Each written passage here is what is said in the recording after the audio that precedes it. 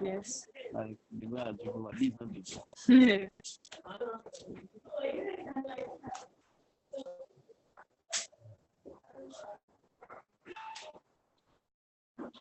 Okay.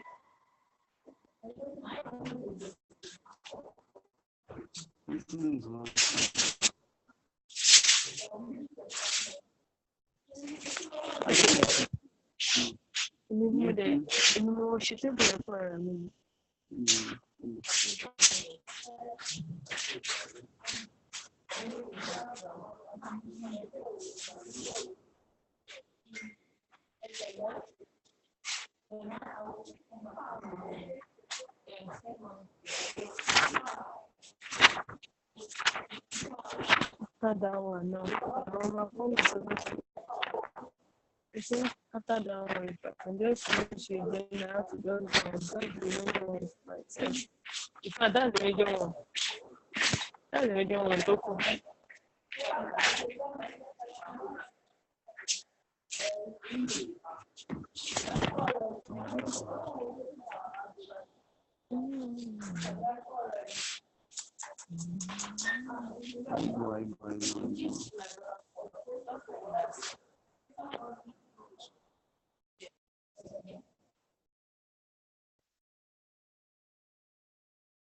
Do you think it's the spacing? I think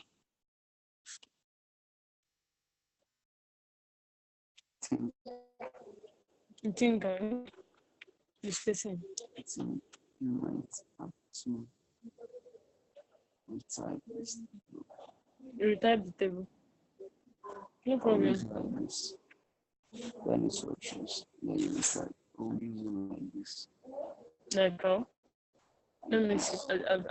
Has it moved up? Let me look at it.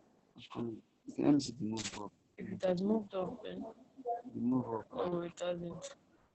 Like 1, 2. And you want this one to be there. Right? Let's see. Oh, the boss are the conference. It's supposed to be any next month, yeah. Can't remember the date again, really. Maybe it's 2 to 5 or 2 to 7. I don't know, it's 3 days. 2, 3, no, 2 to 5 to call. Maybe 3, 4, 5, yeah, maybe 3 to 5, I can't remember. Father Lord. I've forgotten I'm in a meeting, and the thing is busy recording all what I'm saying. Oh, Father Lord. I think it's 9 minutes to. You're welcome, Mr. Tandeway to Jerry. I'm very sorry if I pronounce your name like that. Just try to pronounce my name. I think I should unmute myself by hearing everything I'm saying.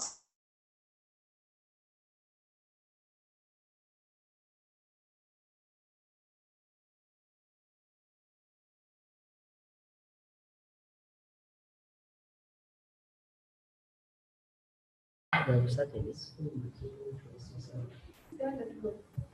you trying to give me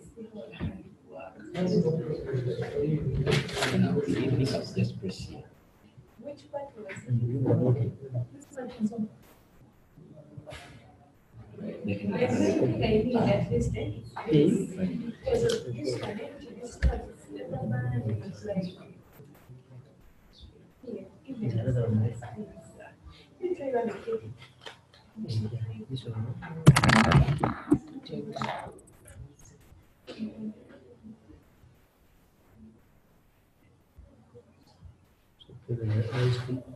Come instead. Team A and B là yếu tố chủ yếu.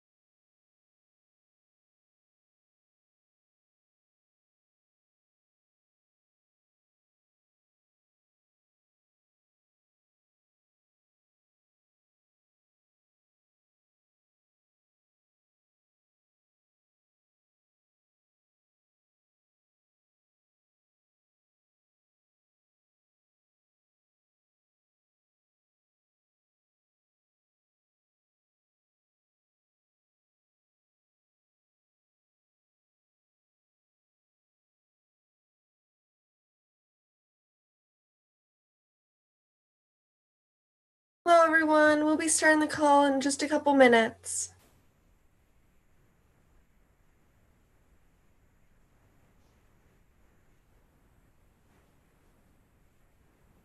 Hi. All I said was we're going to start the call in just a couple minutes, Derek.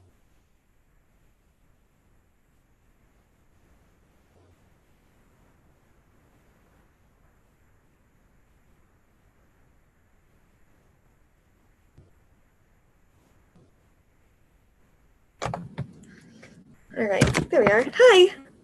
Welcome, everyone, to our second webinar for the Online Youth Exchange for this year.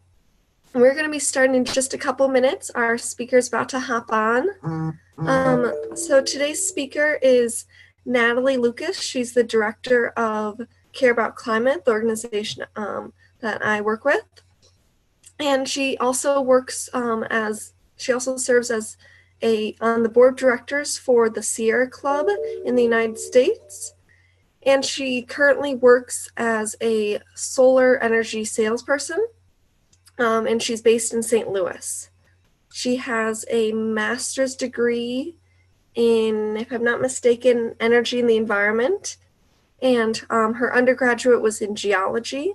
So she has a really excellent range of knowledge about a lot of different environmental topics. She's passionate about environmental justice and has done a lot of work at a couple of the past COP meetings. So she has attended, I want to say 4 or 5 of the UN climate talks. And so that's what she's going to be talking about today. So this is the first in our mini series that we're going to be hosting about COP and the UN climate talks. So the first talk today is going to be about just what is the UN climate aspect. I'm hoping you all know the UN is United Nations. She'll be talking about what is COP, what are some of the terms you need to know if you're going to go or be hearing about it, and be looking at, some of the texts that are coming out of there, some of the reports that you get in the news about COP. You want to know what to be looking for there. And so she's going to talk through some of that. Our next call, we're going to talk through about, if you are attending, what the actual day-to-day life looks like when you're there. And one of the things you'll hear about in that call will be about how to organize direct actions, which is a really interesting part of the conference where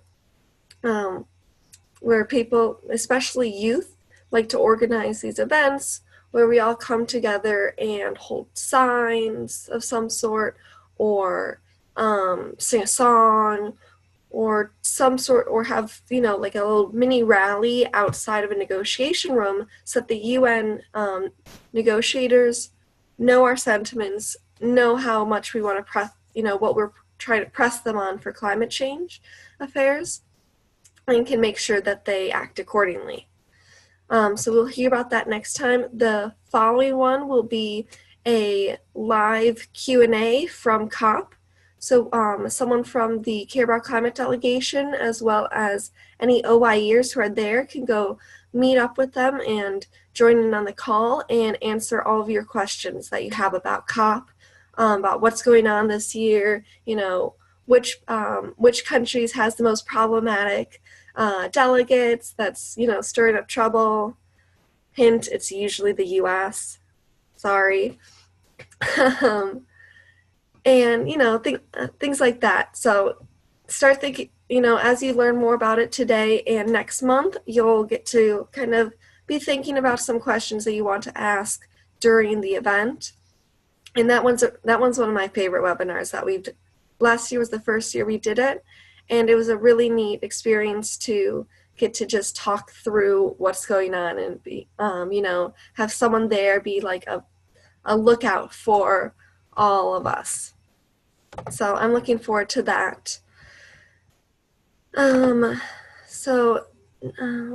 else was I going to say? Did anyone have any specific questions that they want to ask while we wait for Natalie to join?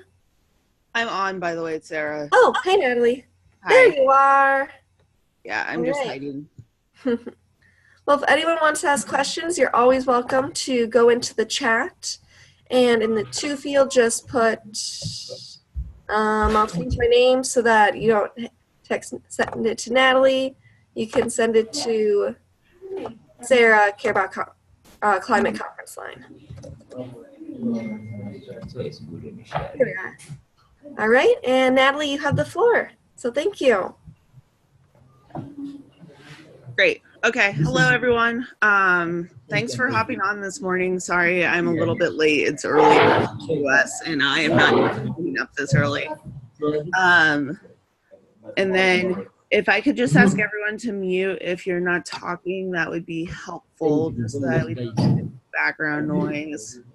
So that would be good. Cool. Okay. So I'm going to give a little bit of information about who I am, and then we'll go into some of the UNFCCC COP work. So my name is Natalie. I live in St. Louis, Missouri, currently in the U.S. I am, let's see here.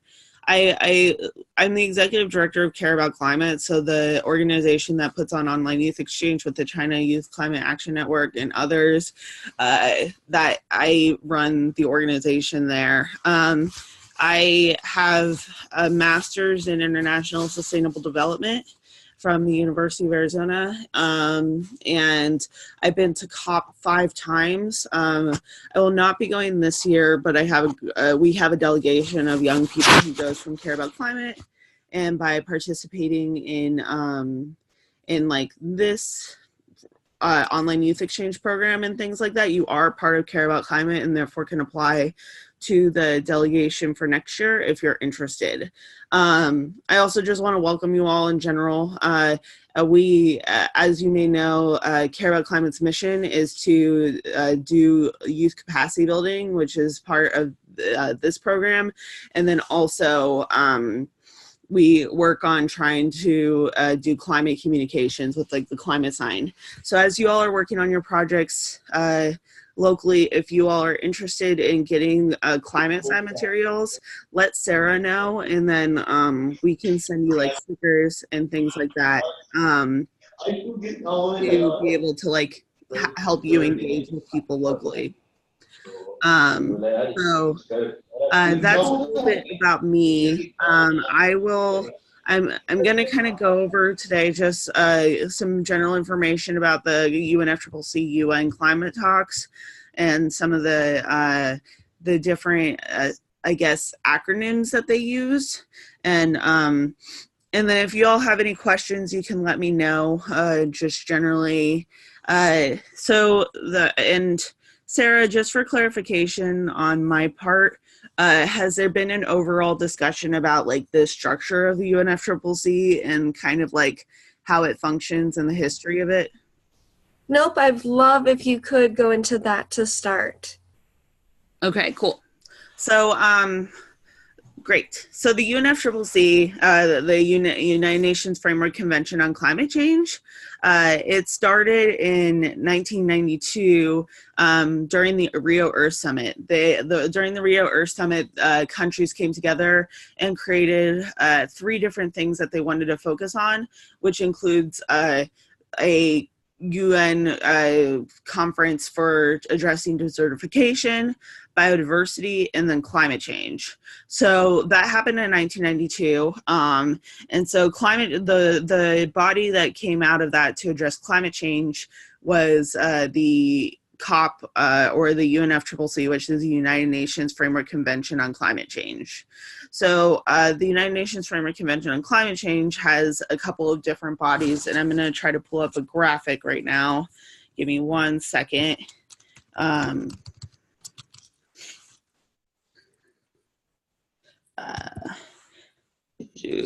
Because I want it's easier if I show you this than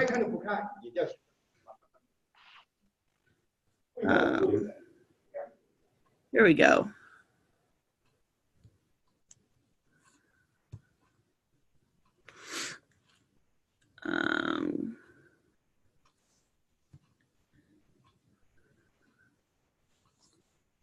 It is loading really quick.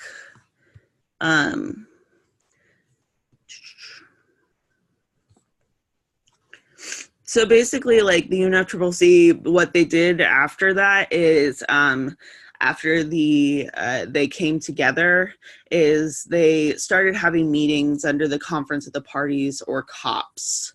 And so that is why we call them COP, is because it's all of the parties coming together and essentially saying like, hey, we're going to try to work together to address this issue. So that is where that came from. And so like the first thing that they did was the Kyoto Protocol, which tried to reduce emissions through markets essentially. And that didn't work mainly because like the US and some other really important countries were not, basically they were not on board with what was happening and they ended up signing the agreement but not signing on to exactly what was going to happen. And so that was unhelpful overall because then they couldn't like actually make it work. So like over the years, the Kyoto Protocol, people realized were failing, because like the key countries were not part of it. And so in 2009, I think it was, in Bali, they started coming together, or no, it was like 2005 or something like that, because they started coming together to think about what could it look like if we actually like really address this problem. And then there was issues of adaptation that were coming up as climate change was getting worse. And so during Bali, they made like a roadmap essentially that broke it up into 5 different sections, which was adaptation, mitigation,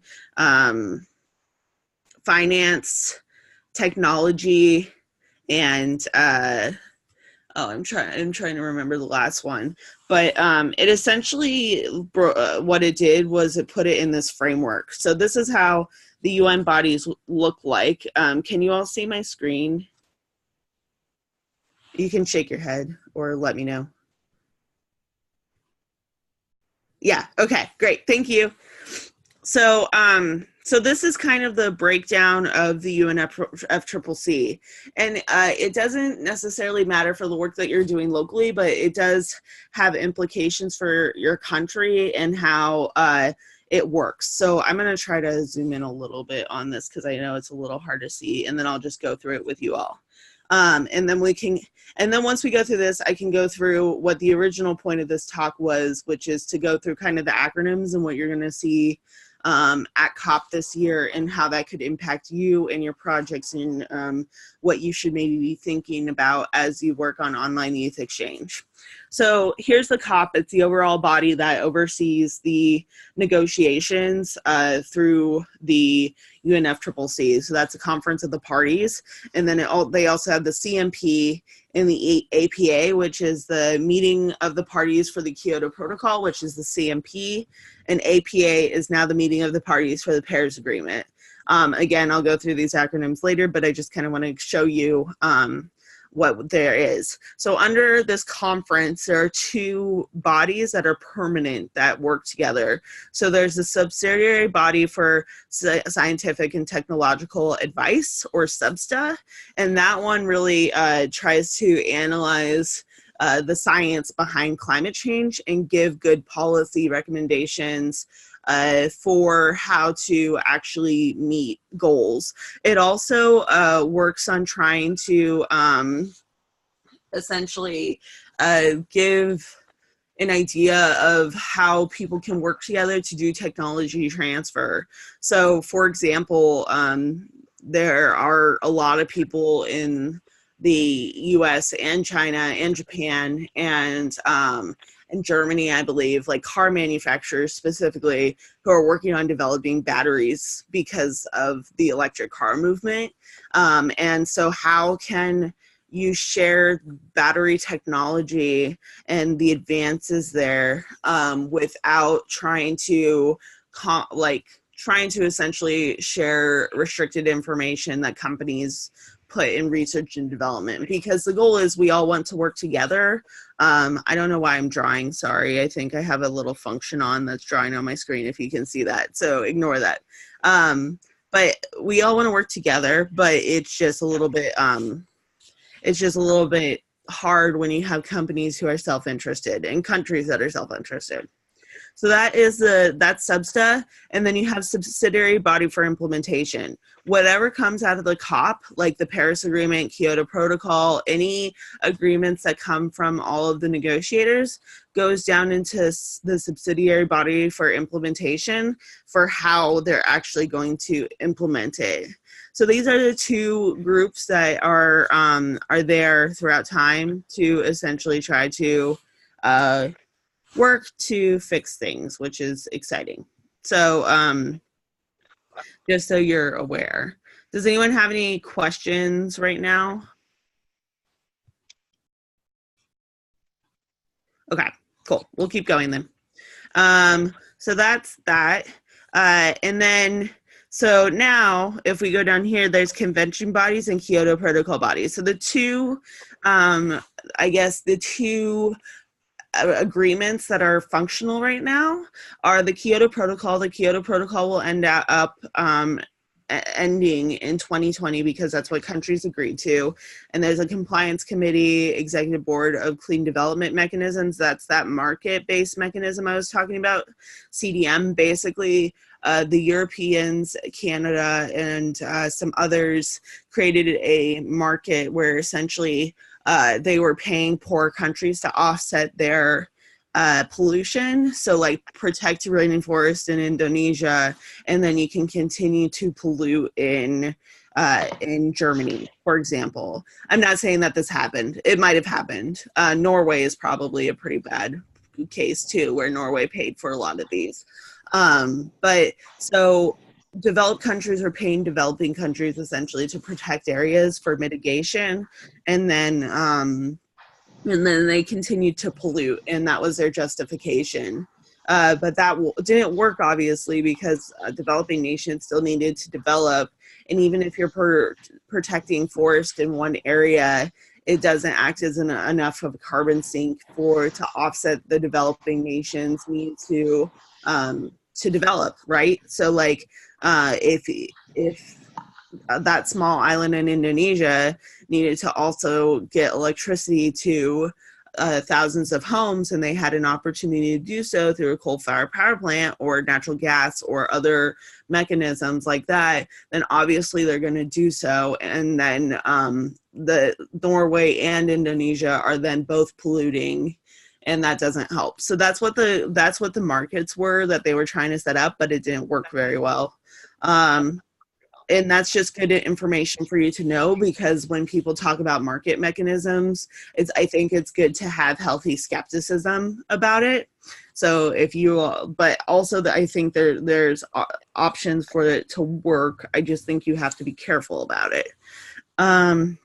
And then they have an adaptation fund board and joint implementation supervisory committee. So Kyoto is slowly, like, they had another committee here, and I can't even remember what it is, because Kyoto is slowly phasing out, but they're just managing it. And then there's the ad hoc working group on the Paris Agreement, APA. That's the really big one right now. And these are the different committees. There's adaptation, standing committee on, I don't know why my little drawings keep showing up. I'm sorry. Clear all of them. Adaptation committee, standing committee on finance, executive committee on the Warsaw International Mechanism for Loss and Damage, and then the Paris Committee on Capacity Building. So I'm going to go through each of these because these matter more. And you can kind of hear what's being worked on, and then think about how your projects locally fit into the Paris Agreement, and what is happening. Sorry, whenever I move my mouse, I think is the issue. I don't know if you're seeing them, but the little drawings are coming up. Okay, so I will stop moving my mouse, except for here. Okay, so the ad hoc working group on the Paris Agreement, this is the one that's like off of the subsidiary body for implementation that we talked about earlier. This is really thinking about essentially like how they implement the Paris Agreement and move forward. This includes, like, they're talking a lot about the global stock take, which is essentially taking stock of all of the different countries and what they're pledging and whether or not that meets the emissions gap. And then they are also in charge of just making sure that different elements like the adaptation work is getting met and things like that through the Paris Agreement. So that's their job. The Adaptation Committee was built out because of the Paris Agreement. There's a huge focus more on adaptation as especially when we were at COP in 2015. There was a large group of countries called the Climate Vulnerable Forum that came together and was really focusing on adaptation. And I think there are ways to combine adaptation and mitigation, and just to like define what those are, especially for English as a second language. So mitigation is reducing emissions just purely, and adaptation is about trying to figure out how to react and I guess live with climate impacts. And I think there are ways to like combine both. Like, for example, if you do sustainable farming and more diverse crops, like that helps in case there's more or less rain that year, and that helps with adaptation, so that if one crop dies, you might like be able to survive on the other crop, for example. But it also helps with mitigation, because if you're doing sustainable farming, you're probably using less fertilizers and that are made from compounds that add to greenhouse gases. You're probably doing less tilling, which keeps in carbon in the soil, and you're also probably sequestering more carbon in general. So those are mitigation and adaptation activities that can be in one, and I just want to let you know that that's possible. Then there's the Standing Committee on Finance, SCF. Finance is a huge issue this year and has been one of the things that has really blocked a lot of the conversations at COP recently.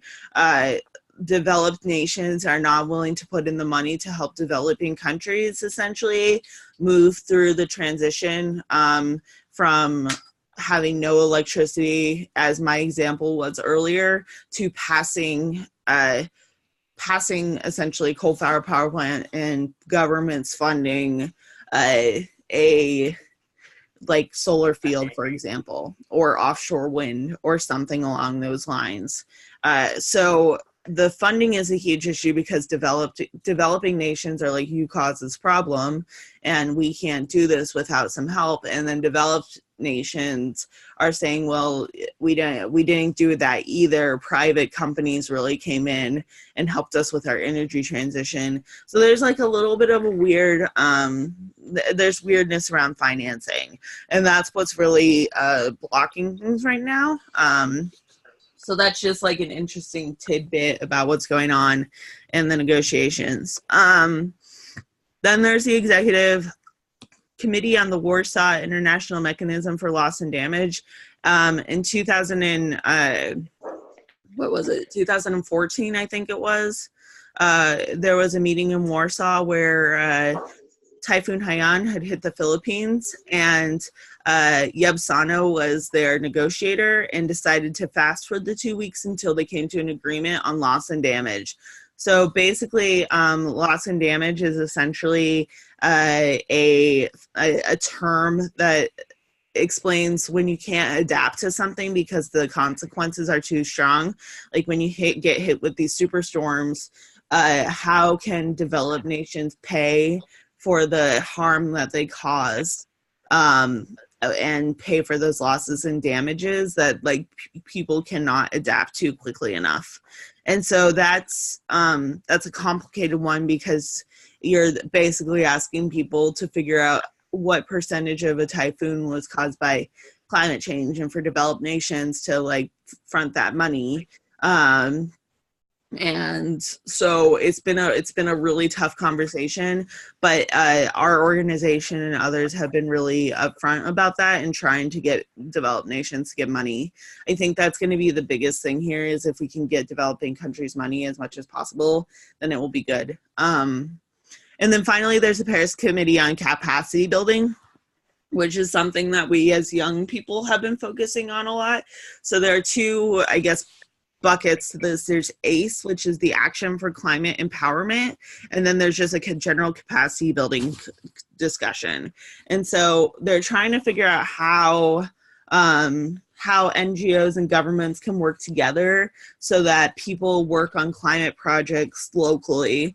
And so that's like what the big part of this program is, for you all to just like take knowledge that you're getting from here, from like a big level and international level, and hear from one another about the projects that each other are doing, and then go into your own communities and figure out ways to do climate projects, whether that's adaptation, mitigation, whatever, to try to like actually make sure that we can make a change.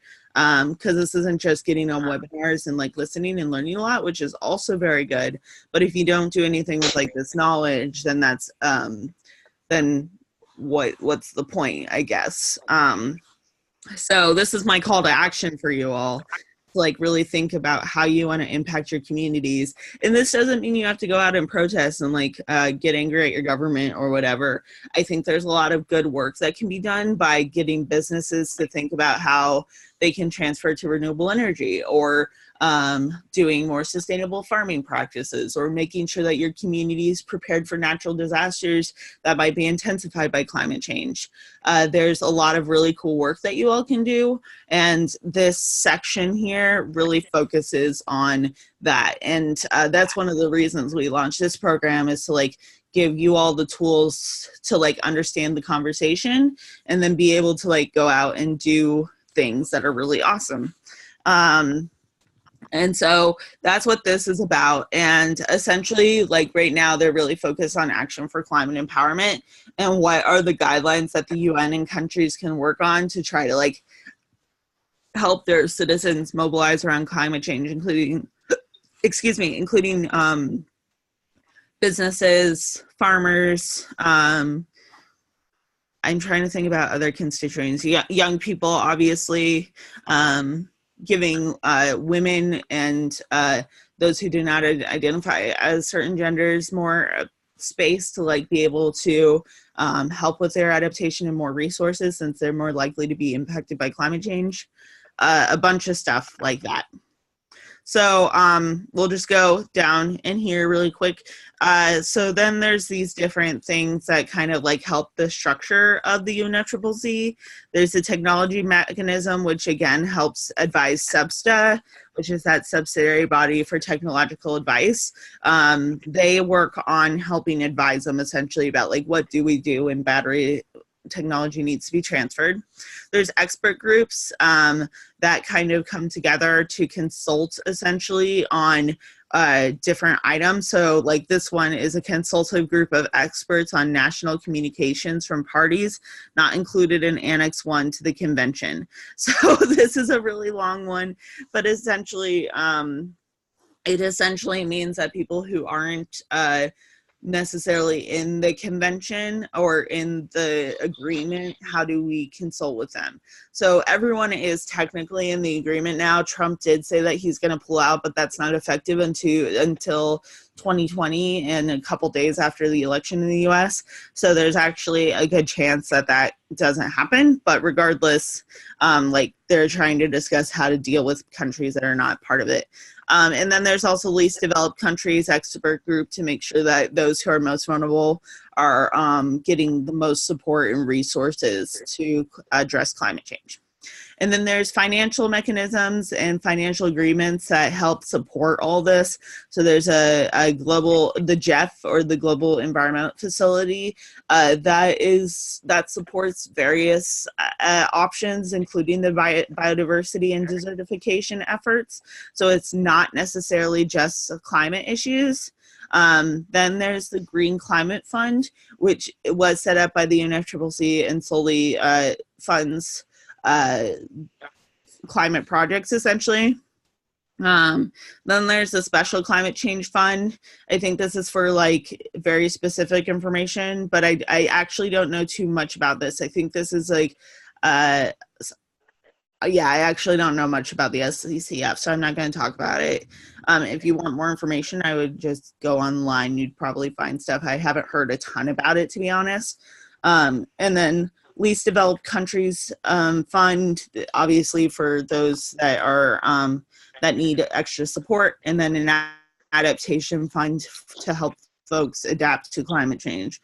So that's kind of the overview of the UNFCCC, and then some of the acronyms you'll hear. There's also a couple others, which I'll bring in a PowerPoint really quick. This is an older PowerPoint, so excuse my bunches of old PowerPoints. Can you all still see my screen with all my like windows? Okay, thank you.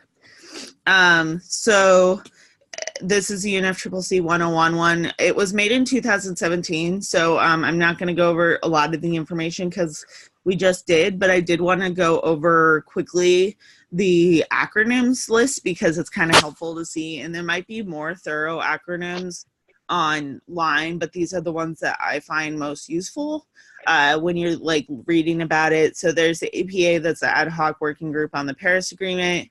CAN, which is the Climate Action Network. CMA is the Paris Agreement Meeting. Kyoto Protocol, CMP. We went over that. Each year, the conference of the YOUNGO, which is the Youth NGO constituency, they host conference of youths, and so you might hear about KOI in your homes as well, or your home countries. And then there's environmental, non-governmental organizations. We went over SBSTA and SBI. I'm going to go into this, just making sure I didn't miss anything. Adaptation Committee, Paris Agreement. I think we got most of the stuff that is going to be important. Just to review the Paris Climate Agreement. Basically, the agreement, what the function of the agreement was that we are working to keep warming below 2 degrees Celsius, but would aim towards 1.5 degrees, which is going to be pretty difficult, but we're going to work towards it. Then there's nationally determined contributions, which are country pledges that they take every 5 years, starting in 2020, but they're doing one in 2018 as well. So these are, they'll call them NDCs, but those are the pledges and the announcements where you see governments that are saying, we're going to reduce our clean or our emissions by 50% by 2020. Those are those NDCs. Let's see here. I think there's some finance information, but I think for the most part, this is kind of old information. Actually, there is some information on finance, and I can have Sarah send out this PowerPoint if you all are interested. But that's like the base of my presentation, and I want to leave question time because it can get pretty, can get pretty confusing. And so I just want to, I'm going to stop my shitty sharing and then I'll start my video. I think I'm stopping sharing. You all can probably still see my screen, right? Stop share. Here it is. It's like, I don't know where it is. So that is it. Cool. So, and I can also put the link in of the website that I was using. I'm sorry, I didn't see that in the chat, but this is the website that I was using to see the structure of the Unf Triple C, and then I'll have Sarah send out the PowerPoint. Does anyone have questions or discussion? I don't know how you want to run this, Sarah, but.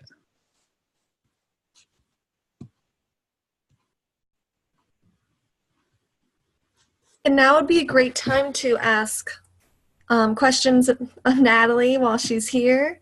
We're probably going to go for we have another 25 minutes that we can use. So please ask some questions. Natalie, I'd like if you could tell us a little bit about we'll get into this next time, but what are some projections for this year? Yeah, so this year is interesting. So this year they are going to be working on the countries are going to be bringing in their nationally determined contributions again to kind of update the ones that they submitted before the Paris Agreement was in. And so this year, big focus is trying to make sure we limit that emissions gap and basically make good pledges. So that's going to be a big theme from this year. And then I guess the other themes that will come out. There's a lot of information about finance and ACE. I don't know exactly where those are going to land. And the finance is going to be the biggest thing that people are going to talk about this year. Like, developing nations really need assistance in trying to come up, like, make their climate goals. And part of the NDCs for developing countries is you put your goal of what you could do on your own, and then you put your goal of what you could do if you had financing. And then there's a significant difference in that, obviously. And so that's going to be a huge conversation. And then I think they're also going to be talking about the global stocktake quite a bit as well. We're focusing both on the global stocktake in climate justice issues, and Pradeep is actually on our delegation as well.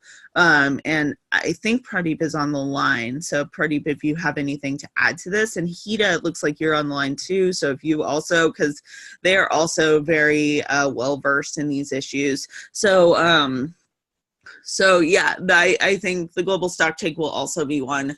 Basically, that is where they're trying to create the rules for how countries report and take stock of like what they're doing in order to meet those climate goals. So those are going to be the larger conversations. I'm not actually 100% sure where they'll land. They had recently, which is something that Pradeep attended, they had an extra intersessional that they don't usually put there for essentially countries to come together and try to figure out some of this finance stuff. And apparently it's not going super well. Pradeep or Hita, do you have anything to add on that?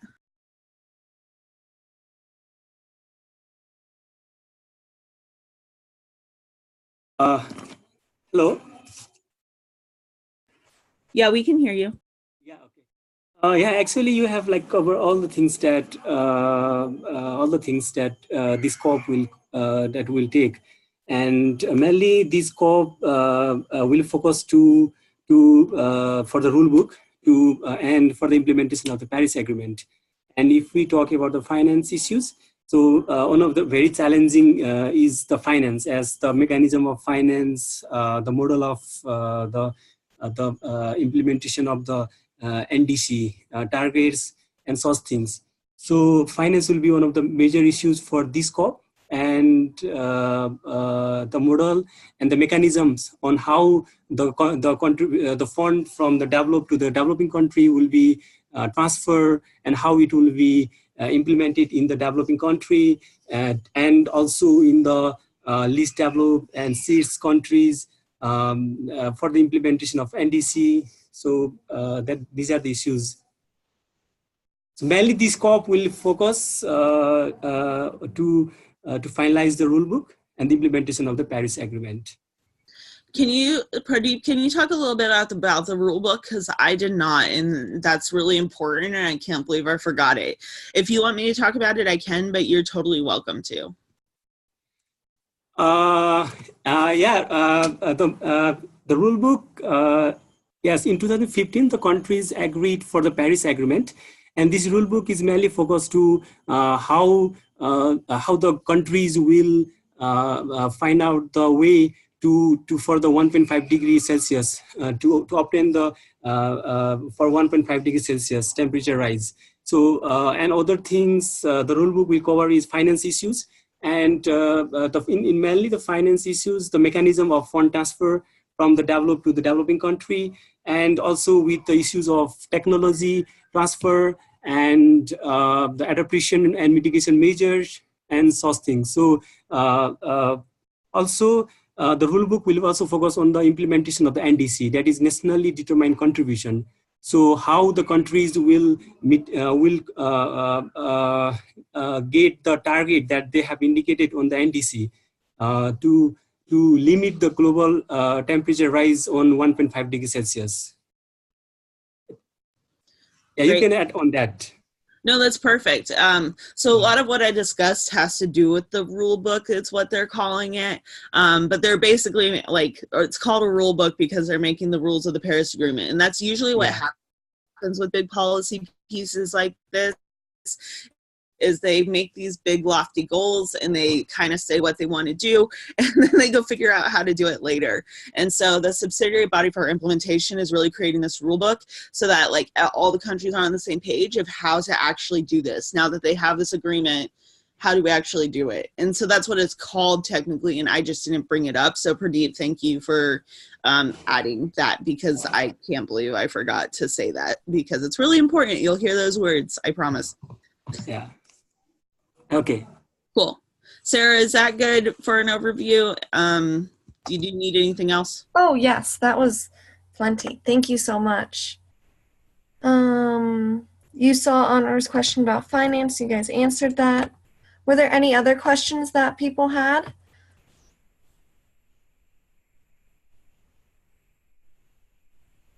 Come on, I know you're all curious people.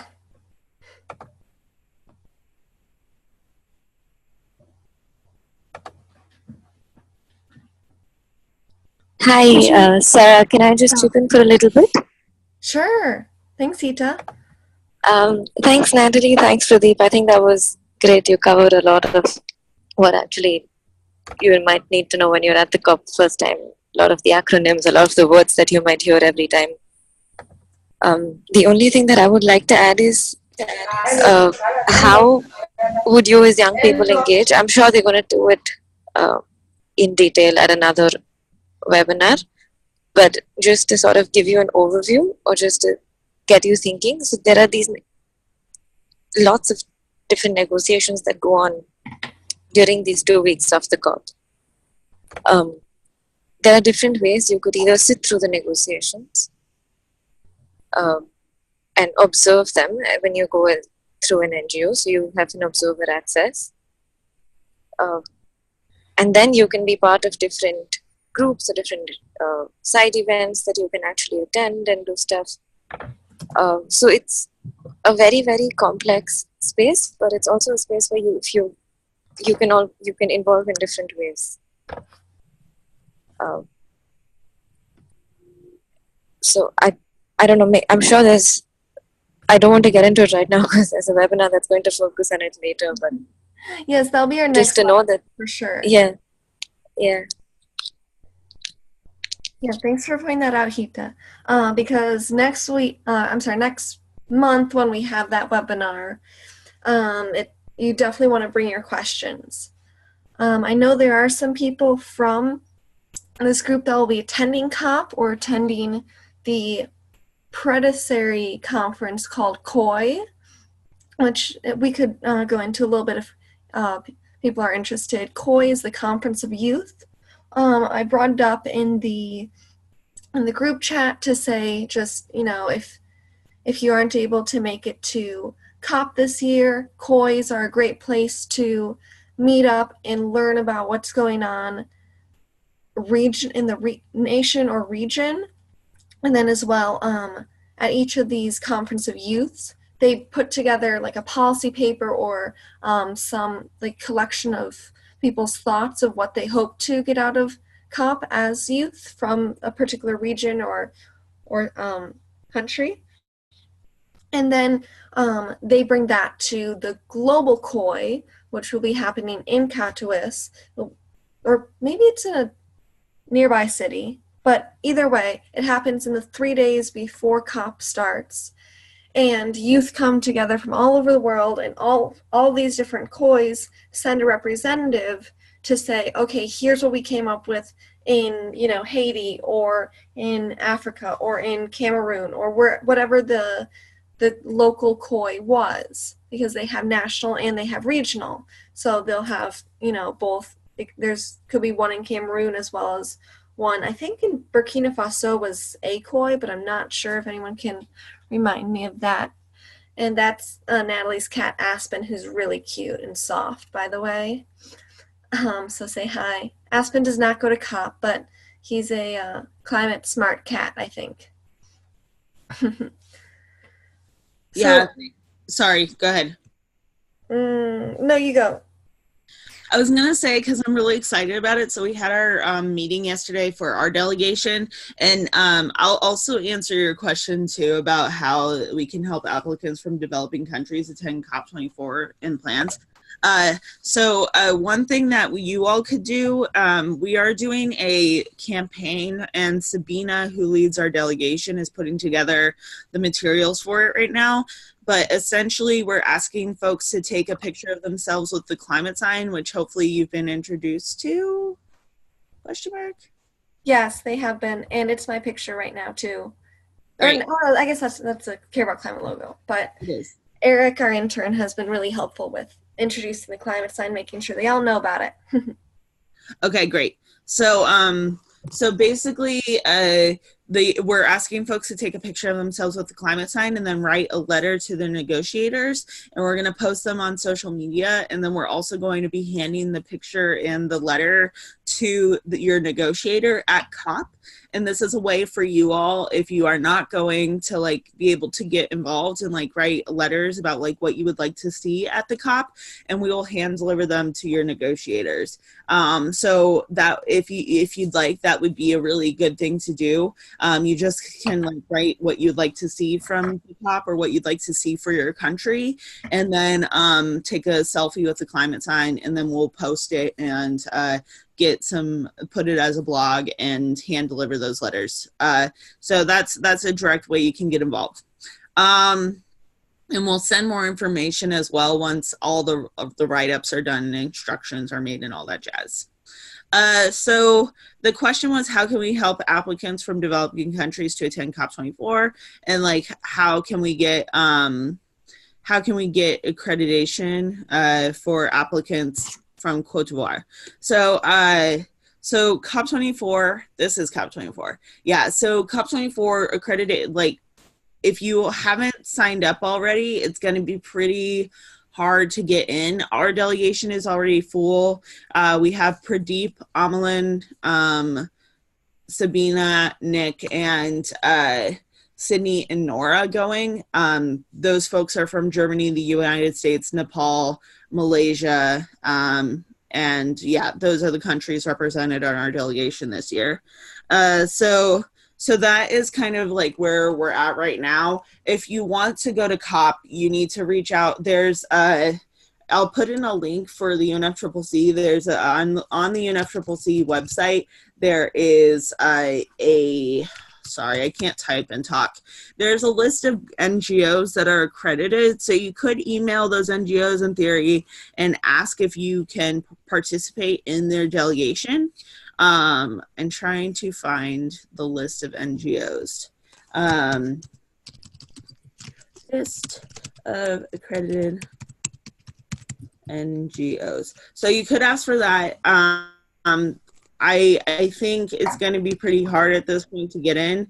As far as like getting organizations accredited into the UNFCCC, pretty much you just have to be an established organization, have a written letter from your government to essentially say like, hey, we're real, and then send in an annual report, and then you can get accredited. It's actually pretty easy. So so this is the non-party stakeholders. That's like where Care About Climate lives in other entities. And so I put that in the chat. And this also lets you kind of have an idea of like what it looks like for how the process is. So this year it might be a little bit too late, but next year we will also have an application process to go to COP. And so if you participate through the LIE and really do your work, make sure you get your projects done and everything, you're welcome to apply to Care About Climate's delegation.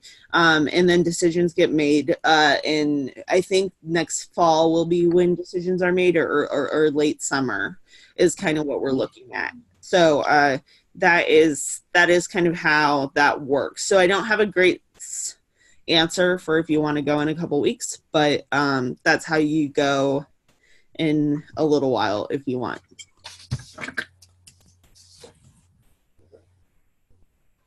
Any other questions?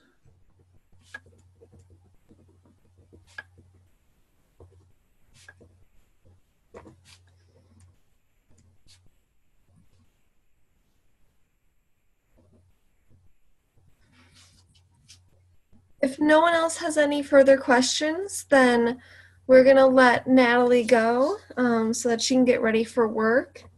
But I'll stay on for a couple more minutes if anyone has any questions about the program, if they are, waiting to hear back from a partner, have any questions about the mentors. When I send out this recording, I'll be sending out your first worksheet and some information on that to start your projects. So you can be looking forward to that. But if anyone has any further questions, now's your chance. Do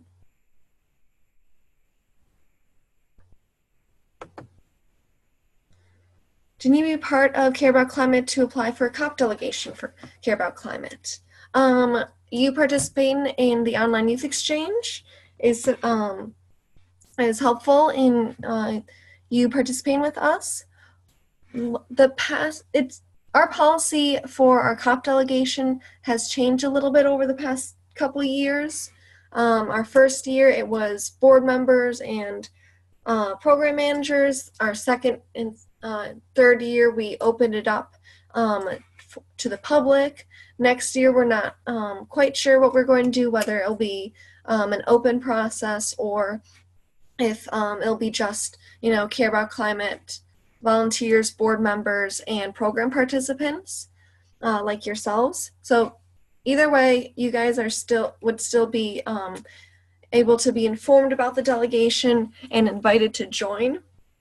But one thing that we really do value as we build our delegation is we like to start early. We want to start building our delegation in like between April and June. We're already starting because we want everyone to be really well informed, have all their knowledge kind of built up before they get to COP. So you don't walk in on day one and be like, what's going on?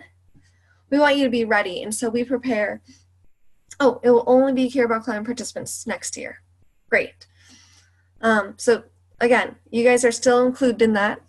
But what's most important is that if you're thinking that you want to be on our delegation next year, reach out to myself or your mentors and see if there's a way that you can volunteer, participate on our webinars. We notice that, because right now Pradeep and I are taking attendance and we'll see your names over and over again if you're on all the calls. We'll notice that. And that's something that reflects really well on your, application for the delegation, because I'll be able to say to Natalie or whoever leads the delegation next year, I saw this person every single week, or I saw them, once a month at least they were on the calls. And that shows me that you're able to dedicate your time to this, that you really care about the learning about, the programming we put forth, and that when you commit to something, we know you'll follow through on it. So those are things that are important to start thinking about if you want to participate on our delegation. All right? So you guys can all mute yourself and give your Natalie a big round of applause. Woohoo! Thank you so much for coming on this call and helping us out and telling us a little bit about COP. You are so welcome, and if you all need anything, let me know. The midterm elections are coming up in the U.S., as you may know or may not know, which is totally fine because I never know about elections in other countries. I just know U.S. gets a lot of attention. So I'm going to be personally very busy because I really want to elect pro-environment candidates. It's very important to me right now. But if after the election, November 6th, you all are welcome to email me. And like I said earlier, if you all want Care About Climate material, because you all are now engaged and members and program participants, I'd be happy to send you a t-shirt and some stickers for you to give out in your communities and use during your projects, so that we can all connect all of our projects and programs together through the online youth exchange. So if you want those, please send them to Sarah, and then Sarah and I will get them together for you. Yes. Free stuff, but also save the world. Thanks so much, Natalie. I appreciate you coming on. Like I said, I'll be on for another 5-10 minutes, but I'm going to stop the recording now. So thank you.